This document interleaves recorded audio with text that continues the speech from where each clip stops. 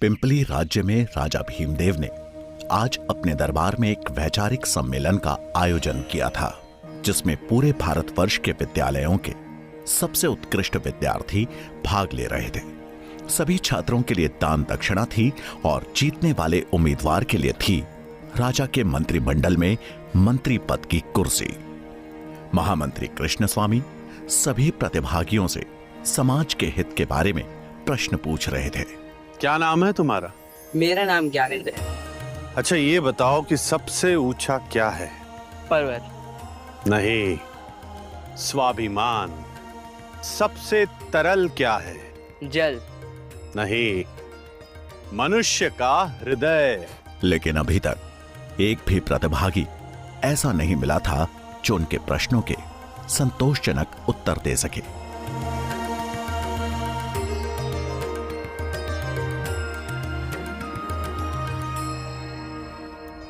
अपना परिचय दो। मैं चाणक्य पुत्र चाणक्य इस सम्मेलन में अपने महान विद्यालय तक्षशिला का प्रतिनिधि बनकर आया हूँ। मेरे शब्दों से तक्षशिला का सम्मान बढ़े, यही मेरी इच्छा है और लक्ष्य भी। अब मैं कुछ प्रश्न आपसे भी पूछूंगा। ये बताओ कि सबसे बड़ा शत्रु कौन है? अहंकार। अहंकार से बड़ा कोई और शत्रु नहीं। अच्छा, ये बताओ कि सबसे बड़ा धन क्या है? विद्या। विद्या ही सबसे बड़ा और अनमोल धन है। राजा भीमदेव ने उस उत्तर में कोई रुचि नहीं दिखाई। उनके लिए एक राजा के राजकोष का धन ही सबसे बड़ा धन था। और सबसे बड़ा वीर कौन है? दानवीर। चाणक्य का यह उत्तर राजा भीमदेव को चुभ गया। उन्हें लगा मानो चाणक्य उनकी संपन्नता, उनकी वीरता का उपहास कर रहा हो। रुकिए महामंत्री, इस ब्राह्मण बालक से अगला प्रश्न हम पूछेंगे। बताओ बालक, शास्त्र बड़े या राजा? महाराज की जय हो। शास्त्र ही साम्राज्य की नींव रखते हैं और साम्राज्य राजा की, इसलिए सबसे पहले शास्त्र। तू अपनी सीमाएं भूल रहा बालक।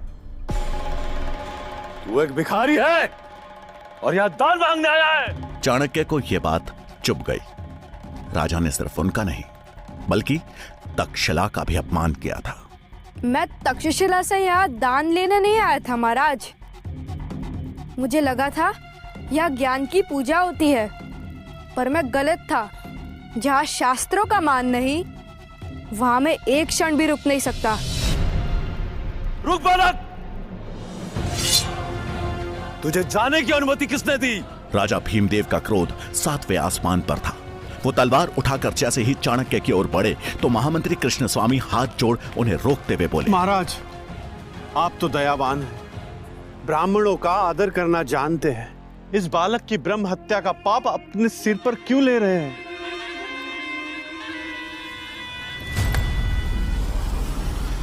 और एक बात गांठ बांध लो, अगर यही आचरण रहा तो जिस शिखा का तुम दम भर रहे हो ना,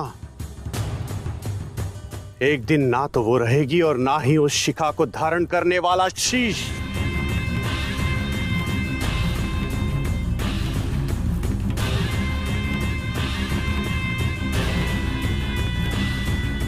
इस बात को कुछ साल बीत गए। भीमदेव के दरबार से निकाला गया तक्षशिला का यह छात्र आज उसी शिक्षा के मंदिर में आचार्य चाणक्य के नाम से प्रसिद्ध था। बुद्धिमान व्यक्ति अपनी बुद्धि, विवेक और चतुराई से किसी भी युद्ध में विजय प्राप्त कर सकता है। शत्रु चाहे जितना भी शक्तिशाली क्यों ना हो, साहस, संयम और बुद्धि से जीवन में किसी भी युद्ध पे विजय प्राप्ति की जा सकती है।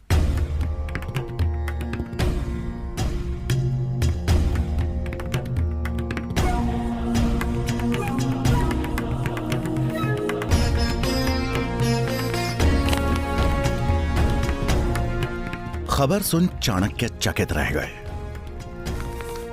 सिकंदर कभी भारत पहुंच सकता है और ये सूचना अति शीघ्र महाराज धनानंद तक पहुंचनी चाहिए। आप तो जानते हैं ना धनानंद कैसा राजा है और भला वह आपकी बात क्यों मानेगा? मैं स्वयं महाराज के पास जाऊंगा अखंड भारत का प्रस्ताव लेकर। मेरा सुझाव मानिए, आप अपना कार्य कीजिए। बच्चों को शिक्षा देने का कार्य, उसी में भलाई है आपकी। आचार्य ब्राह्मण का कर्तव्य होता है लोगों का मार्गदर्शन करना, और यदि महाराज धनानंद अपने मार्ग से भटक गए हैं तो ये मेरा कर्तव्य बनता है कि मैं उन्हें सही मार्ग दिखाऊं। मैं आज ही मगध के लिए प्रस्थान करूंगा।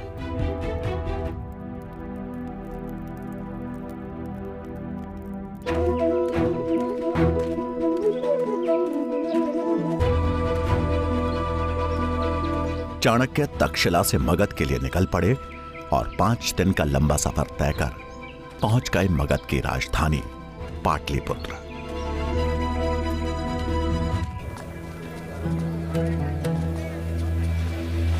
उन्हें नगर में कदम रखे कुछ ही क्षण हुए थे कि पाटलिपुत्र की जनता पर हो रहे अत्याचार का सच उनके सामने था।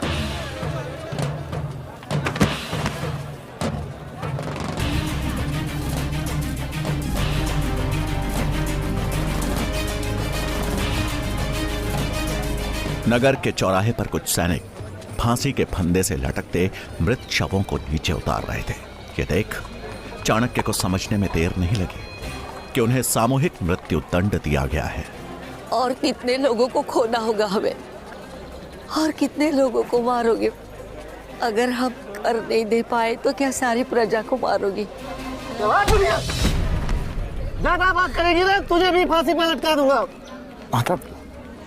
माता संभालिए स्वयं को। उठिए उठिए उठिए। मैं महाराज धनानंद के दरबार जा रहा हूं और मैं आपको बचा रहा हूं। मैं उनके समक्ष प्रजा की पीड़ा अवश्य रखूंगा। तुमने इतना कह दिया वही मेरे लिए बहुत है, पर वचन मत देना। तुम्हारे अंदर बहुत करुणा है बेटा,